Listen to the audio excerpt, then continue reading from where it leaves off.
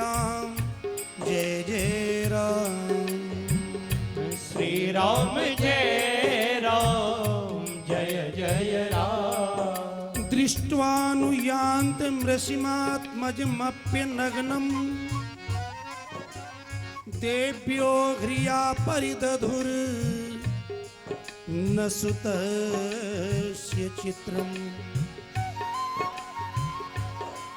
तद्वीक्ष्य पृच्छति मुनौ जगतुस्तवास्ति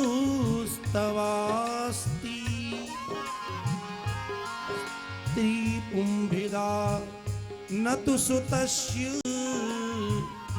विविक्त दृष्टेः।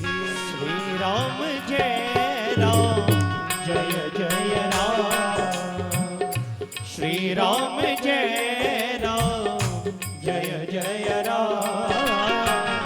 जैसे ही देवियों ने उत्तर दिया, व्यास महर्षि आपकी दृष्टि में भेद है, लेकिन सुखदेव की दृष्टि सम है। तो जिसकी दृष्टि में अंतर ही नहीं, उससे लज्जा किस बात की। सुखदेव जी महाराज आगे बढ़े, व्यास जी पुनः पीछे दौड़ लगाते हैं। यम प्रव्रजंत मनुपेत मपेत कृत्यम द्वैपायनो विरह कातर आजुहावो पुत्रेति तन्मयतया तरवोऽभिनेदु तं सर्वभूतहृदयं मुनिमानितोऽस्मि।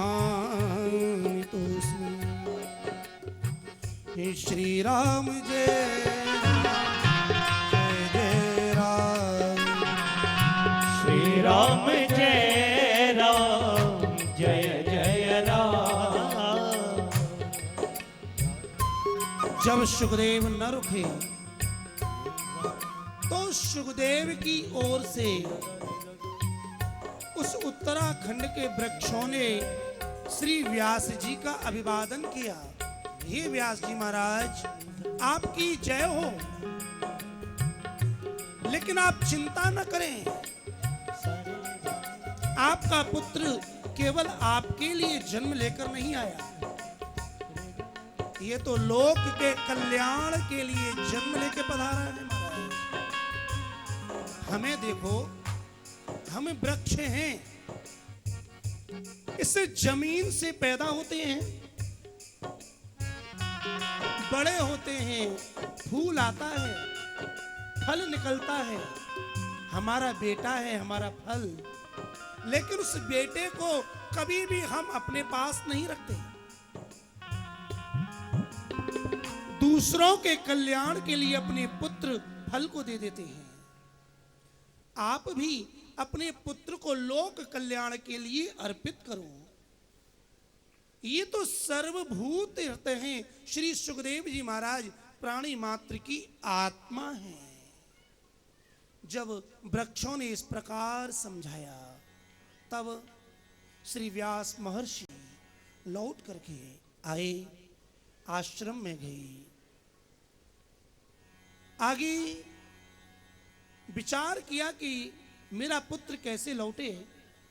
तब अपने शिष्यों को बुलाया और श्रीमद् भागवत के 4 श्लोक उन शिष्यों को सिखाए।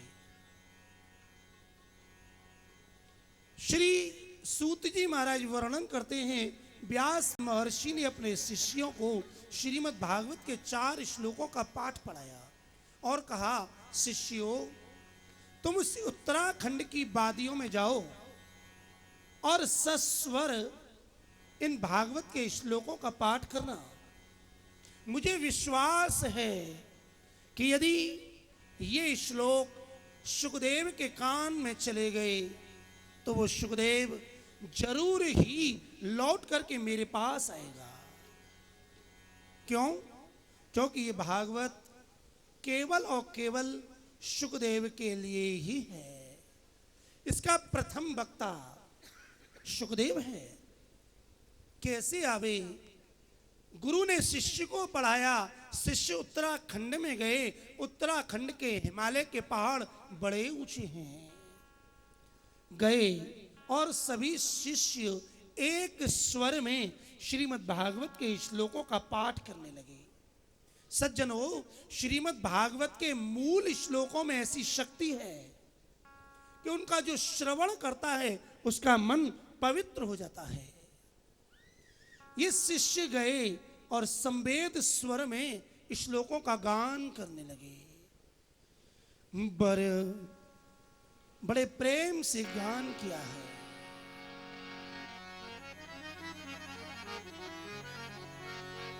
बरहा पीडम नटवर बपू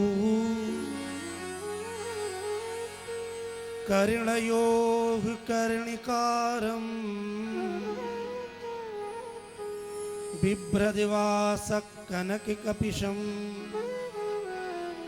वैजयन्तीं च मालाम्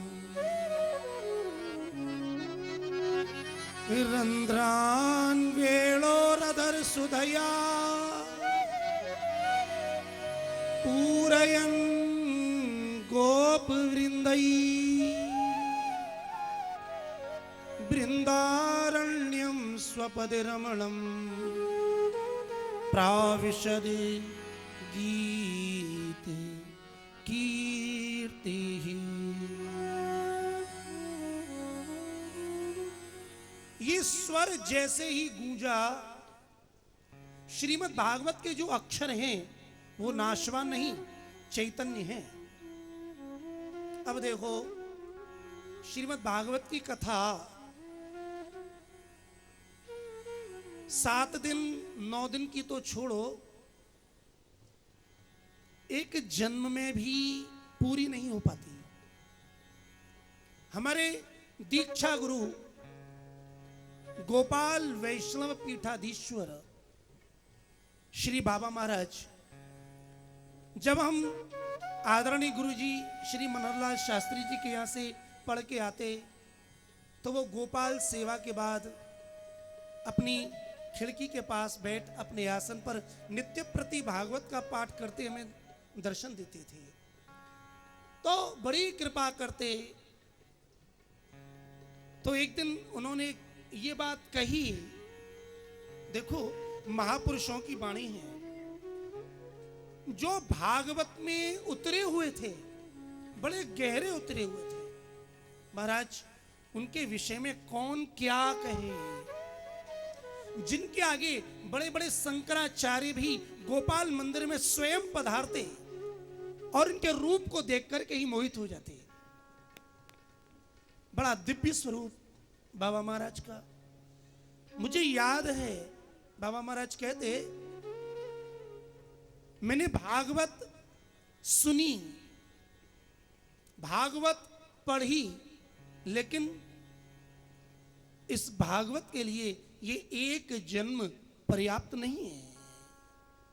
और यही शब्द हमारे भागवत के गुरु श्री मनोहरलाल शास्त्री जी भी अनेक बार कहते हैं। जिनका चैलेंज होता था कि 18,000 श्लोकों में कोई भी व्यक्ति हमसे कहीं से भी प्रश्न करे, समाधान मिलेगा। और ये सत्य था, ये आत्मश्लाघा नहीं, ये महापुरुषों की कथा है। वो दोनों भागवत स्वरूप थे और थे नहीं, आज भी हैं। गुरु तत्व कहीं जाता नहीं, गुरु तत्व का कभी नाश नहीं होता। तो महाराज जितनी भी कथा हो रही है उसका आनंद लो। नदी और कथा ये तो स्वतंत्र बहती हैं तो ही आनंद आता है महाराज। और यदि इन्हें रोक दिया जाए तो जो निर्मल है उसमें विकार पैदा हो जाता है। हमारी इतनी सामर्थ्य कहां कि हम भागवत की कथा को बांध सके। ये तो हमारे गुरुजनों के लिए हमारी उनकी कृपा से श्रद्धांजलि है। आनंद में डूब करके इसका आनंद ले रहे हैं। अभी प्रथम स्कंद का दूसरा तीसरा अध्याय ही चल रहा है। चले, चिंता नहीं। 9 दिन तक जो होगा जैसा होगा आनंद लेना है। और 9 दिन के बाद क्या कोई जीवन खत्म थोड़े होना है। जब तक जिएंगे तब तक पिएंगे। शिष्यों ने उत्तराखंड में जाकर श्रीमद् भागवत की इस श्लोक का वर्णन किया। उन पहाड़ों के बीच में सुखदेव छिपे हुए समाधि लगाकर बैठे हुए थे। बड़ी शांति थी। जब संवेद स्वर में पाठ हुआ तो वो आवाज गूंजी और वो शब्द सुखदेव के कानों में गए और कानों के द्वारा सुखदेव के हृदय में गए। जैसे ही शब्द हृदय में गए, उन शब्दों ने वैसी ही आकृति बना ली। बरहा पीडम नटवर बपू कर्णयोः कर्णिकारम बिभ्रदिवास कनक कपिशम वैजयंतीं च माला। इस श्लोक की व्याख्या जिस दिन वेणु गीत की कथा होगी, व्याख्या तो क्या महाराज, बस थोड़ा सा स्पर्श हो जाए ये भी बहुत है। साधारण अर्थ है बरहा पीडम, जिसने अपने मस्तक पर वरहा पीडम बिभ्रत मोर पंख धारण कर रखा है, जिसका नट के समान लचीला अंग है और जो हमेशा दूल्हे की तरह सजा रहता है, जिसके दोनों कानों में से एक कान पर कनहर का पुष्प शोभायमान है, कभी इस कान पर कभी इस कान पर। जैसे ही वो शिष्य बोल रहे थे, सुखदेव के हृदय में जाकर वैसी ही रूप माधुरी हमारे कन्हैया की बन गई। ये स्वरूप उस समय का है जिस समय श्री कृष्ण गोचारण के लिए वृंदावन में प्रवेश कर रहे हैं। गोचारण की लीला का वर्णन है महाराज। जैसे ही श्री कृष्ण की रूप माधुरी को देखा, देखते ही सुखदेव जी महाराज मोहित हो गई। गृहीत चेता राजर्षि, उनका चित्त हरण हो गया। विचार किया, आहा, ये निराकार में ऐसा आनंद कहां, जो आनंद साकार में है। उसके रूप को देख करके व्याकुल हुए और निश्चय किया, क्यों न इस निराकार को छोड़कर इस साकार का संग किया जाए। सज्जनों, भक्त कभी भी भगवान का संग नहीं छोड़ सकते। जो सगुण रूप में, जो साकार रूप में श्री कृष्ण की रूप माधुरी में आनंद है, वो निराकार में कहां। हमारे ब्रज के भक्त तो बार बार ये ही कहते हैं, हे कन्हैया, हम तो हमेशा तेरे संग में ही रहेंगे। अब बताओ, कौन कौन भक्त हमारे कन्हैया के साथ में रहना चाहता है। ओहो, या तो सभी रहना चाहते हैं, बहुत स्वागत, बड़ा अच्छी बात है।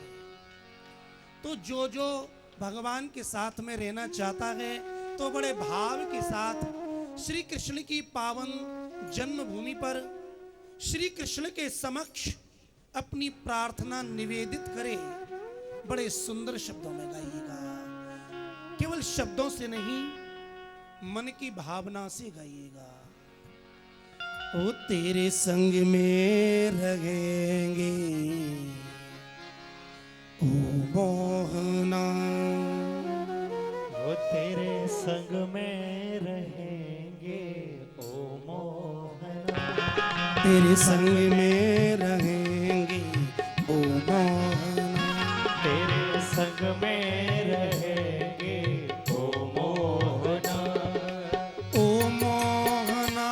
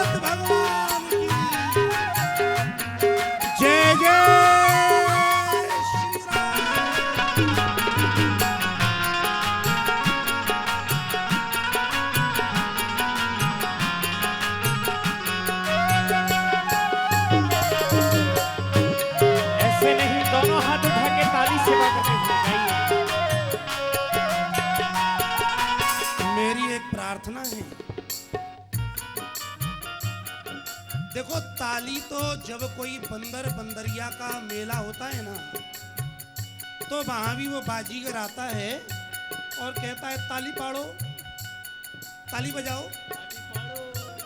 और बच्ची और बड़े सब ताली बजाने लगते हैं।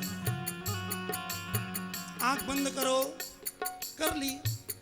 लेकिन जैसे ही मेला खत्म हुआ, पैसे फेंके, उस बंदर नचाने वाले ने, बंदरिया नचाने वाले ने पैसे उठाए और चल दिया। सज्जनों, पूज्य पास श्री डोंगरी जी महाराज वर्णन करते थे, जब शब्द ब्रह्म और नाद ब्रह्म दोनों एक होते हैं, तब परब्रह्म की प्राप्ति होती है। जिसे परब्रह्म की प्राप्ति करनी हो, श्री कृष्ण की प्राप्ति करनी हो, वो अपनी वाणी से बोले शब्द और नाद माने ध्वनि। आजकल नाचने की बड़ी फैशन है, कहते हैं उठो और नाचो। शरीर का नाचना नाचना नहीं है, मन का नाचना ही नाचना है। अपने मन को मयूर बनाओ और श्री कृष्ण की बांसुरी का ध्यान करो। जब मन नाचे तो तन भी नाचेगा, और जिसका मन नाचे उसी के तन का नाचना सार्थक है। लेकिन ये सहज नहीं, बड़ा कठिन है। लेकिन घबराओ नहीं,